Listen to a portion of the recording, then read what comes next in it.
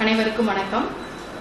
போன தடவை பகுபதம் உறுப்பிலக்கண பகுதியில் எவையெல்லாம் பகுபதங்கள் எவையெல்லாம் பகாபதங்கள் என்று ரொம்ப விரிவாக பார்த்தோம், சான்றுகளோடு விரிவாக பார்த்தோம். இப்போ அந்த பகுபதத்தினுடைய உறுப்புகளுக்குள்ள நம்ம போய் பார்க்க போகிறோம். ஒரு சில பகுதிகளை மட்டும் தெளிவாக சொல்கிறேன், கவனிச்சுக்கோங்க. பொதுவாகவே பகுபதம் சொல்லும்போது சொல்லை பிரிக்க முடியும், பிரித்தால் பொருள் தரும். இந்த பொருள் தரக்கூடிய பகுபத சொற்களை இரண்டு வகையாக பிரிக்கலாம். ஒன்று, பொருளின் தன்மையில் சொல்ல பிரிக்கலாம், பொருளின் அமைப்புல பிரிக்கலாம், உறுப்புகளின் அமைப்புல பிரிக்கலாம். சொற்களை பிரிக்கும் முறை அப்படின்னு பார்த்தோம்னா, சொற்களை பொருளின் தன்மையில்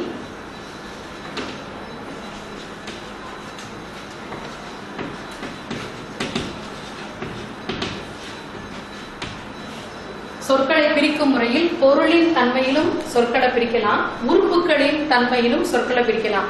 இப்ப உதாரணமா பார்த்தோம்னு சொன்னோம்னா, திரு கூட்டல் குறள், இது பொருளின் தன்மையில் சொற்களை பிரிக்கிறோம். தாமரை, தா கூட்டல் மறை அப்படின்னு பிரிக்கிறப்ப இது பொருளின் தன்மையில் சொற்களை பிரித்தல். உறுப்புகளின் தன்மையில் சொற்களை பிரிக்கிற பகுதியை தான் நாம பகுபத உறுப்பு அப்படின்னு சொல்றோம். இதைதான் பகுபத உறுப்புன்னு சொல்றோம். அப்ப பொதுவாவே சொற்களை பிரிக்கும் முறை நம்ம பிரித்தெழுதுக படிக்கிறோம் இல்லையா, சாதாரணமாக பிரித்தெழுதுக, சேர்த்தெழுதுக. பொருளின் தன்மையில் சொற்களை பிரிக்கின்ற முறைக்கு திருக்குறள், தாமரை உதாரணமா சொல்லியிருக்கிறேன். உறுப்புகளின் தன்மையில் சொற்களை பிரிப்பதற்கு தான் பகுபத உறுப்பு. அதைத்தான் நம்ம விரிவா இந்த காணொலியில பார்க்கிறோம். பகுபத உறுப்புகள் அப்படின்னு சொல்லும் போது இலக்கண முறைப்படி பகுபத உறுப்புகள் 6 வகைப்படும். அவை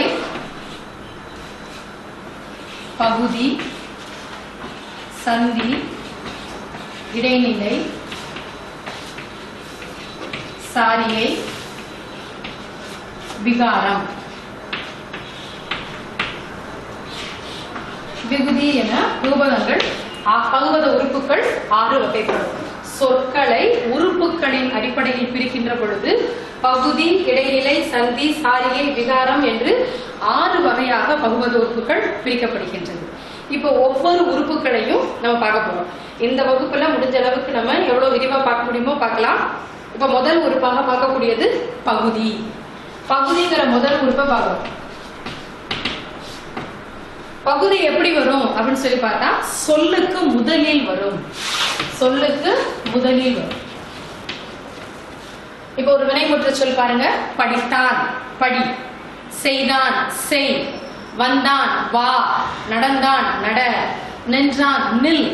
பகுதி என்பது சொல்லுக்கு முதலில் வரக்கூடியது, அதுதான் பகுதி. இதை தமிழ் மொழியின் வேர் சொல் அப்படின்னு சொல்லலாம். இதுதான் அடிச்சொல். இந்த அடிச்சொல்லு தான் நிறைய புதிய புதிய சொற்கள் உருவாவதற்கு அடிப்படை காரணமாக இருக்கிறது. அதனாலதான் ஒரு சொல்லினுடைய அடிப்பகுதியை வினை பகுதி அப்படின்னு சொல்றோம், பகுதின்னு சொல்றோம். இந்த பகுதி சொல்லுக்கு முதலில் வருவதால் இதை முதல்நிலை என்று அழைப்பர். சொல்லுக்கு முதலில் வருவதால் இதை முதல்நிலை என்று சொல்லுவாங்க. இந்த பகுதியானது எப்படி வரணும்? ஏவல் பொருளை தர வேண்டும். அதாவது கட்டளை, ஆர்டரிங்கா வரும். கட்டளை பொருளை தர வேண்டும். அதுதான் பகுதி என்று அழைக்கப்படும். அப்ப ஒரு சொல்லுல பிரிக்கும் போதே அந்த பகுதியானது பொருளை தருகிறதா, அதுவும் கட்டளை பொருளை தருகிறதான்னு பார்க்கணும். அந்த கட்டளை பொருளை தருகின்ற வார்த்தையை பிரிக்கவே முடியாது. அடுத்த ஸ்டேஜ்ல அதை பிரிச்சு பார்க்கவே முடியாது. அதுதான் கடைசியான பகுதி. அதைத்தான் நம்ம பகுதின்னு சொல்றோம். அதனால இது சொல்லில் வருகின்ற முதல் உறுப்பு. அதனால இதை பகுதின்னு சொல்றோம். இப்ப உதாரணமா பாருங்க. படித்தான், படி. செய்தான், செய். உறங்கினான், உறங்கு. வந்தான், வா. நின்றான், நில். சென்றான், செல். படுத்தான், படு. எழுதினான், எழுது. எல்லாமே பாருங்க ஆர்டர். கட்டளை பொருளை, ஏவல் பொருளை தர வேண்டும். இது சொல்லுக்கு முதலில் தான் வரும். அதனால இதை முதல்நிலை என்று சொல்கிறோம். இந்த பகுதியை சரியா பிரிச்சாதான் அடுத்தடுத்து வர உறுப்புகளை நம்ம ரொம்ப தெளிவா பிரிக்க முடியும். அதனால பகுதியை பிரிக்கும் போதே கவனமா பிரிச்சுட்டீங்கன்னு சொன்னாலே பகுபத உறுப்பு இலக்கணம் ரொம்ப ரொம்ப எளிமையான இலக்கணமா இருக்கும். இந்த இலக்கண பகுதியை புரிஞ்சுட்டீங்கன்னா புத்தகத்தில் இருக்கக்கூடிய இலக்கணங்களுக்கு தான் பகுதி விகுதியை கண்டுபிடிக்கணும்னு அவசியம் கிடையாது. எந்த சொல்லு கொடுத்தாலும் நம்ம என்ன செய்யலாம், பகுதி விகுதியை எளிமையா கண்டுபிடிக்கலாம். அதனால பகுதியை நல்லா தெளிவா புரிஞ்சுக்கோங்க. சொல்லின் முதலில் வரக்கூடிய உறுப்பு அதுதான் பகுதி. அதனால அதை முதநிலை என்று அழைக்கிறோம். மூணாவது விஷயம், இது கட்டாயமாக கட்டளை பொருள் ஏவலாக வர வேண்டும். ஏவல் பகுதியாக அது வர வேண்டும். அதுதான் பகுதி. இத முதல் உறுப்பை பிரிக்க தெரிஞ்சிட்டீங்களா? அடுத்த உறுப்பு நாம் பார்க்க போவது விகுதி. இது சொல்லின் இறுதியில் வரும். அந்த வார்த்தையினுடைய கடைசியில் வரக்கூடியதுதான் விகுதி. அதனால இது இறுதி நிலை அப்படின்னு நம்ம சொல்றோம்.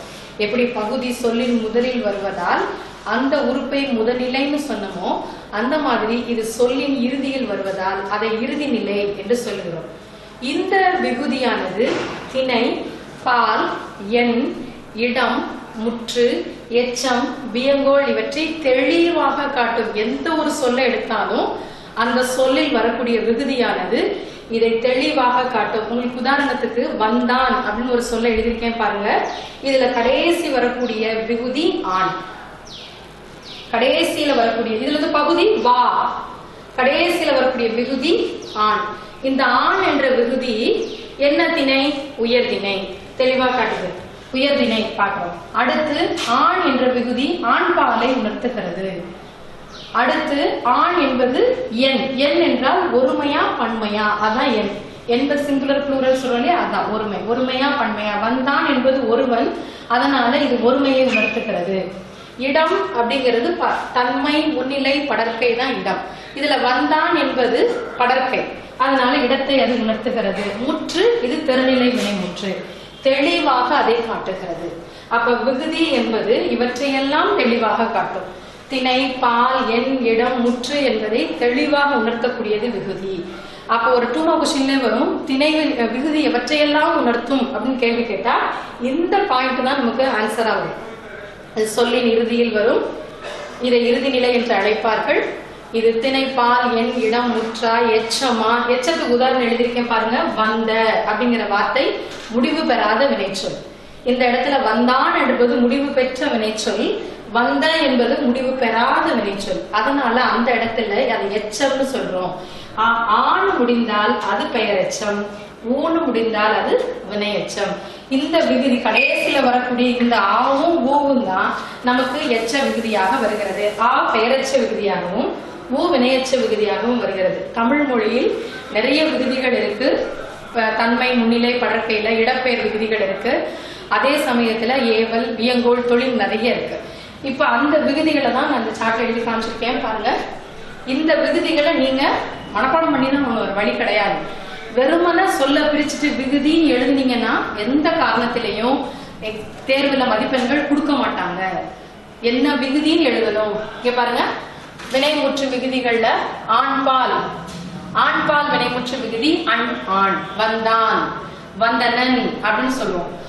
அண் என்றாலும் ஆண்பால் வினைமுற்று விகுதி, ஆண் என்றாலும் ஆண்பால் வினைமுற்று விகுதி.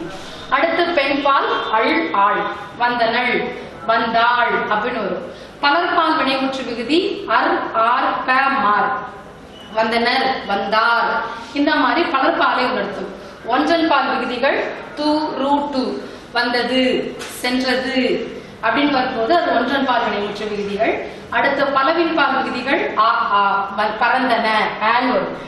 இப்ப இந்த இடத்துல இந்த 5மே முதல்ல குறிப்பிடப்பட்ட 5 பாலுமே படற்கையில் வரக்கூடியவை. படற்கை ஒருமையிலும் படற்கை பன்மையிலும் உயர்திணைக்குரிய அக்ரிணைக்குரிய பால் விகுதிகள்.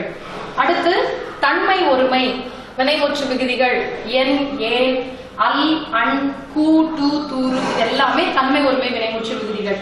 இதுல வந்தேன் தன்மைனா நாம, நம்மளை மட்டும் சொன்னா அது தன்மை ஒருமை. நமக்கு முன்னாடி இருக்கிறவங்களே சேர்த்துக்கிட்டோம்னா அது தன்மை பன்மை. வந்தனன், வந்தேன் அப்படின்னு சொல்லும்போது தன்மை ஒருமை. தன்மை பன்மை வந்தனம், வந்தோம் அப்படின்னு சொல்லும் போது அது தன்மை பன்மை. இந்த விகுதிகளை நீங்க கட்டாயம் என்ன செஞ்சிருக்கணும், குறிப்பெடுத்து வச்சு மனப்பாடம் பண்ணியிருந்திருக்கணும். அந்த சொல்லுக்கு ஏற்ற மாதிரி விகுதிகள் என்னன்னு எழுதியிருக்கணும். அப்பதான் மதிப்பெண்கள் கொடுப்பாங்க. அதே போல முன்னிலை ஒருமை ஐ, ஆய், ஈ. முன்னாடி இருக்கிற முன்னாடி இருக்கிறவங்களை பார்த்து வந்தனை அப்படின்னு சொல்லும் போது ஐ விகுதி, வந்தாய் அப்படின்னு சொல்லும் போது ஆய் விகுதி, ஓடுவி அப்படின்னு சொல்லும் போது ஈ விகுதி. அப்ப முன்னிலை ஒருமை விகுதிகள் இதெல்லாமே. முன்னிலை பன்மை அப்படின்னு சொல்லும் போது முன்னாடி இருக்கிறவங்க நிறைய பேர் இருப்பாங்க. வந்தீர், வந்தீர்கள், செல்மின், சொல்மின் அப்படின் போதெல்லாம் முன்னிலை பன்மை விகுதிகள். அடுத்த வியங்கோள் காயர். வியங்கோள் என்று சொன்னாலே கட்டளை பொருள் என்று அர்த்தம். வாழ்க, ஒழிக, செய்க, வாழிய, வாழியர் அப்படின்னு வரும் வியங்கோள் வினைமுற்று விகுதிகள். அடுத்த பெயரச்ச விகுதிகள். ஆ வந்தாலே பெயரச்சம். என்பது பெயரச்ச வாய்ப்பாட்டுக்குரிய விகுதி. என்றால் செய்யும் அப்படின்னு சொல்லும் போது என்பது அங்க பெயரச்ச விகுதி. வினையச்ச விகுதி வரும், ஈயும் வரும். ஓடி அப்படின்னு சொல்லும் போது ஈ வினையச்ச விகுதி. வந்துன்னு சொல்லும் போது ஊ வினையச்ச விகுதி. அதே போல தொல்பெயர் விகுதிகள். தல், அல், கை, நடித்தல், தல், ஓடல், அல், வாழ்க்கை, கை, மாட்சி, சி, மாண்பு, பூ. இந்த மாதிரி தொல்பெயர் விகுதிகள் நிறைய இருக்கு. இந்த விகுதிகளை நீங்க தெரிஞ்சு வச்சுக்கிட்டாதான் விகுதிகள்னு மொட்டையா எழுதாம இந்த விகுதின்னு சொல்ல பிரிச்சு எழுதும் போது அது பொருளுள்ள பகுதியாக மாறும். இதுதான் இரண்டாவது பகுதியாக பார்க்கிறோம். பகுபத உறுப்பிலக்கணத்துல பகுதி, விகுதி. இந்த பகுதியும் விகுதியும் சொல்லிலே வரக்கூடிய கட்டாய உறுப்புகள். இது இல்லாம எந்த சொல்லுமே இருக்காது. மற்ற உறுப்புகள் வரலாம், வராம போகலாம். ஆனா பகுதியும் விகுதியும் இல்லாமல் எந்த ஒரு உறுப்புமே அமையாது. அதனால இது ரெண்டு முக்கியமான உறுப்புகள். மூன்றாவது உறுப்பு இடைநிலை. இது பகுபதத்தில் வரக்கூடிய உறுப்பு இலக்கணத்தில் வரக்கூடிய மூணாவது உறுப்பு. இந்த இடைநிலை மூன்று வகைப்படும். கால இடைநிலைகள், எதிர்மறை இடைநிலைகள், பெயர் இடைநிலைகள். இந்த கால இடைநிலையும் எதிர்மறை இடைநிலையும் எதுல மட்டும்தான் வரும்? வினை சொல்லுல மட்டும்தான் வரும். பெயர் இடைநிலை எதுல வரும்? பெயர் சொல்ல வரும். அதனால நம்ம பெரும்பாலும் இடைநிலைகள் எடுத்துக்கிட்டாலே கால இடைநிலையையும் எதிர்மறை இடைநிலையும் தான் வச்சுக்கிறோம். ஏன்னு கேட்டா பெயர் பகுபதங்களை விட வினை பகுபதங்கள் தான் வழக்கத்தில் அதிகமாக இருக்கின்றன நம்ம பார்த்திருக்கோம். அதனால நாம இந்த கால இடைநிலையும் எதிர்மறை இடைநிலையும் விரிவா பார்க்கலாம். கால இடைநிலை அப்படின்னு சொல்லும் போது தெளிவாக காலத்தை காட்டும். அது இறந்த காலமா, எதிர்காலமா, நிகழ்காலமா ரொம்ப தெளிவா காட்டும். இந்த இடைநிலை பகுதி என்ற முதல் உறுப்புக்கும் விகுதி என்ற கடைசி உறுப்புக்கும் நடுவிலே இது வருவதால் இதை இடைநிலை என்று சொல்லுகிறோம். இது கண்டிப்பா பகுதிக்கும் விகுதிக்கும் நடுவுல தான் வரும். அதனாலேயே அதை நம்ம என்ன சொல்றோம்? இடைநிலைகள் அப்படின்னு நம்ம குறிப்பிடுகிறோம். இப்ப உதாரணமா பாருங்க. கண்டான் அப்படிங்கிற வார்த்தையில இட்டு என்பது இறந்த கால இடைநிலை. செல்கிறான் அப்படிங்கறதுல கிரு என்பது நிகழ்கால இடைநிலை. வருவான் என்பதுல இவ்வு என்பது எதிர்கால இடைநிலை. இது நிகழ்காலம், இது எதிர்காலம். இப்ப இந்த சாட்ல பாருங்க, இடைநிலைகளை ரெண்டு பிரிவா பிரிச்சிருக்கோம். கால இடைநிலை, எதிர்மறை இடைநிலை. கால இடைநிலை மூன்று வகைப்படுகிறது. இறந்த காலம், நிகழ்காலம், எதிர்காலம். இறந்த கால இடைநிலைகள் இத்து, இட்டு, இரு, இன்னு. இந்த நாலும் தான் இறந்த கால இடைநிலைகள். இந்த தமிழ்ல இந்த 4 எழுத்துக்கள் தான் இறந்த கால பொருளை தரக்கூடிய எழுத்துக்கள். அதனால கண்ணை மூடிட்டு நீங்க மனப்பாடமே பண்ணிக்கணும். இத்து, இட்டு, இரு, இன்னு என்பவை இறந்த காலத்தை உணர்த்தும் இடைநிலைகள். அடுத்து நிகழ்காலத்தை உணர்த்தக்கூடிய இடைநிலைகள் கிரு, கின்று, ஆணின்று. இந்த 3 இடைநிலைகள் நிகழ்காலத்தை உணர்த்தக்கூடியவை. இப்ப நமக்கு ஆணின்று என்ற வழக்கு இன்றைக்கு வழக்கு மொழியில கிடையாது, அதிகமா நம்ம பயன்படுத்துறது இல்ல. செய்யுள் வழக்குல தான் ஆணின்று என்ற நிகழ்கால இடைநிலை நம்ம பயன்படுத்துறோம். ஆனா கிரு, கின்று என்பது இன்றைக்கு மொழி வழக்குலையும் சரி, பேச்சு வழக்குலையும் சரி நம்ம என்ன செய்யறோம்? பயன்படுத்துறோம். செய்கிறான் அப்படிங்கும் போது கிரு இடைநிலை, செய்கின்றான் என்பது கின்று என்பது நிகழ்காலத்தை உணர்த்தக்கூடிய இடைநிலை. அடுத்து எதிர்காலத்தை உணர்த்தக்கூடிய இடைநிலைகள் இப்பு, இவ்வு. காண்பான் இப்ப ஃபியூச்சர் டென்ஸ், வருவான், செய்வார் அப்படின்னு சொல்லும் போது இவ்வு என்பது எதிர்கால இடைநிலை. அப்ப இடைநிலைகள் இவ்வளவுதான், கால இடைநிலைகள் இவ்வளவுதான். அப்ப நம்ம இந்த மனப்பாடம் பண்றது ஒண்ணு கஷ்டம் இல்லையே. இத்து, இட்டு, இரு, இன்ன இறந்த கால இடைநிலைகள், கிரு, கின்று, ஆணின்று நிகழ்கால இடைநிலைகள், இப்பு, இவ்வு எதிர்கால இடைநிலைகள் அப்படின்னு ரொம்ப எளிமையா என்ன செஞ்செல்லாம் நம்ம மனப்பாடம் பண்ணிடலாம். தேர்வுல என்ன கொடுப்பாங்க? ஒரு சொல்ல கொடுத்துட்டு இந்த சொல்லில் வருகின்ற இடைநிலை என்னன்னு கேட்பாங்க. அந்த இடைநிலையை எடுத்து எழுதுன்னு சொல்லுவாங்க. அல்லது இந்த இடைநிலை எந்த காலத்தை காட்டுகிறது அப்படின்னு கேட்பாங்க. தமிழ் மொழியில இந்த 4 எழுத்துக்கள் இறந்த காலத்தையும், அந்த 2 சொற்களும் நிகழ்காலத்தையும், அந்த 2 எழுத்துக்கள் எதிர்காலத்தையும் நமக்கு உணர்த்துகின்றன பார்க்கணும். எதிர்மறை இடைநிலை ஒன்று வருது வினை பகுபதத்துல. எதனால வருது அப்படின்னு சொன்னா, ஒரு செயல் நடந்தால் அது உடன்பாடு, ஒரு செயல் நடக்கலைன்னா அது எதிர்மறை. உடன்பாட்டு பொருளையும் வரலாம், எதிர்மறை பொருளையும் வரலாம். அப்ப எதிர்மறையா வரும்போது எதிர்மறை இடைநிலைகள் ஆ, அல், இல் என்ற 3 எதிர்மறை இடைநிலைகள் இருக்கிறது. இப்ப ஆ என்பதற்கு 2 எடுத்துக்காட்டு எழுதியிருக்கிறேன். ஓடாது, ஓடு கூட்டல் ஆ கூட்டல் தூண் எழுதியிருக்கிறேன். அங்க ஆ என்பது எதிர்மறை இடைநிலை. பேசான் என்பதுல பேசு கூட்டல் ஆ கூட்டல் ஆன்னு பிரிச்சிருக்கிறேன். எப்பவுமே பகுதி கட்டளையாக வர வேண்டும், அதனால பேசு. நடுவுல ஆ கூட்டல் ஆன்னு பிரிச்சிருக்கிறேன். இதுல ஒண்ணு மட்டும் தெளிவா தெரிஞ்சுக்கணும் பிள்ளைங்களா, என்னன்னு கேட்டா விகுதி உயிர்மை எழுத்தாக இருந்தால் ஆ என்ற இடைநிலை வெளிப்படையாக வரும். விகுதி உயிரெழுத்தாக இருந்தால் ஆ என்ற இடைநிலை மறைவாக தான் வரும், வெளிப்படையா வராது. வாழால் அப்படின்னு ஒரு எடுத்துக்காட்டு சொல்றோம் அப்படின்னு சொன்னா பகுதி கட்டளை பொருள் வாழ். இங்க எனக்குள்ள ஆ என்பது மறைப்பொருளாக வந்திருக்கிறது ஆள். ஏன்னு கேட்டா வரும் விகுதி உயிரெழுத்தாக இருந்தால் ஆ என்பது மறைந்து வரும். அதே சமயத்தில் அது உயிர்மை எழுத்தா இருந்தா ஆ என்பது வெளிப்படையாக வரும். இதை தெரிஞ்சுக்கிட்டீங்கனாலே எதிர்மறை இடைநிலை ஈஸியா எழுதிடலாம்.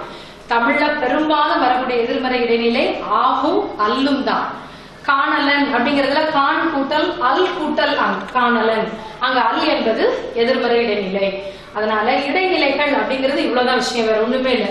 பெயர் பகுபதத்தில் வரக்கூடியதுதான் பெயர் இடைநிலைகள். அது நமக்கு அதிகமா பகுபத உறுப்பிலக்கணத்துல வராது. வினை பகுபதத்தை வச்சே நாம பகுபத உறுப்பிலக்கணம் பாக்குறதுனால இந்த இடைநிலைகளை தெளிவா நீங்க மனப்பாடம் பண்ணிட்டீங்கன்னா ஈஸியா சொற்களை பிரிச்சிடலாம். அப்ப நம்ம இன்னைக்கு 3 உறுப்புகள் பார்த்திருக்கோம். முதல் உறுப்பு பகுதி, கடைசி உறுப்பு விகுதி, இது 2க்கும் நடுவில் வரக்கூடிய உறுப்பு இடைநிலை அப்படின்னு 3 உறுப்புகளை ரொம்ப தெளிவா பார்த்திருக்கோம். இது தொடர்பான சொற்களையே உங்களுக்கு நான் வீட்டு பாடமா கொடுக்குறேன். அந்த சொற்களிலே பயிற்சி எடுத்துட்டு வாங்க. இலக்கணம் அப்படிங்கிற வார்த்தை எவ்வளவுக்கு எவ்வளவு கணக்கு மாதிரி செஞ்சுக்கிட்டே இருக்கீங்களோ அதுதான் பயிற்சி. பொதுவாகவே பிள்ளைங்களுக்கு செய்யுளுக்கு பின்னாடி இருக்கக்கூடிய பகுபத உறுப்பினர்களை சொல்லு கொடுத்தா பிரிச்சிருவாங்க. ஆனா பொது தேர்வுகள்ல வரும்போது அவங்களா ஏதாவது ஒரு சொல்ல கொடுத்து இதை பிரின்னு சொன்னா இலக்கணத்தை புரிஞ்சிருந்தா மட்டும்தான் எந்த சொல்லு கொடுத்தாலும் நம்ம என்ன செய்யலாம், பகுபத உறுப்பு இலக்கணம் கண்டுபிடிக்கலாம். அதனால ஒரு சில வார்த்தைகளை மட்டும் நான் ஹோம்ஒர்க்கா கொடுக்குறேன், அதை நீங்க செஞ்சு பாருங்க. இதுல நிறைய 2 மார்க் கொஸ்டின் நம்ம ஃப்ரேம் பண்ணலாம். பகுபத உறுப்புகள் எவை ஒரு 2 மார்க் கொஸ்டின், பகுதி எவ்வாறு அமையும் சான்று தருக, விகுதிகள் எவற்றையெல்லாம் உணர்த்தும் ஒரு 2 மார்க் கொஸ்டின் எழுதலாம், விகுதிகள் சிலவற்றை கூறு சான்று தருக அப்படின்னு இதை வச்சு எழுதி காட்டலாம். காலத்தை உணர்த்தக்கூடிய இடைநிலைகள் எவை, எதிர்மறை இடைநிலைகள் எவை, சான்று தருக ஒன்னொன்னுமே நுட்பமான 2 மதிப்பெண் வினாக்கள்ல வரும். அதே சமயத்துல 1 வேர்ட்லையும் வரும். அதனால இந்த பகுதி 11ஆம் வகுப்பு 12ஆம் வகுப்பு படிக்கக்கூடிய மாணவர்களுக்கு இது கட்டாய வினா, இது தவிர்க்க முடியாத கொஸ்டின். 10ஆம் வகுப்பு படிக்கிற பிள்ளைங்க நான் 9ஆம் வகுப்பு இது பாடமாவே உங்களுக்கு இருக்கு. அதனாலதான் இது பொது இலக்கண பகுதி எடுத்து நடத்திட்டு இருக்கிறோம். இதுல கொஞ்சம் கவனம் எடுத்து பாருங்க பிள்ளைங்களா. இப்ப நம்ம பார்த்த 3 உறுப்புகளை மட்டுமே வைத்து அது வரக்கூடிய சொற்களை மட்டும்தான் உங்களுக்கு வீட்டு பாடமா கொடுத்துருக்கிறேன். நான் இந்த சொற்களை பிரிச்சு பாருங்க. இந்த சொற்களை எவ்வளவு தெளிவா நீங்க புரிஞ்சுக்கணும்னு நினைக்கிறீங்களோ இந்த காணொலியவே திரும்ப திரும்ப நீங்க போட்டு பார்த்தீங்கன்னால விகுதிகள் இடைநிலைகள் எல்லாம் தெளிவா உங்களுக்கு புரிய ஆரம்பிச்சிடும். ரொம்ப எளிமையான இலக்கண குறிப்பு. இதை மனப்பாடம் பண்ண முடியாத பிள்ளைங்களா புரிஞ்சு எழுத வேண்டிய பகுதி. புரியாத பட்சத்துக்கு திரும்ப திரும்ப கேட்டு பாருங்க, உங்களுக்கு இன்னும் தெளிவா புரியும். ஏதாவது சந்தேகங்கள் இருந்தா அடுத்த வகுப்புல நம்மளோட ஸ்டூடெண்ட்ஸ் குரூப்ல கேட்டு பாருங்க, தெளிவா அடுத்த விளக்கம் கொடுக்குறேன் நான். நன்றி, வணக்கம்.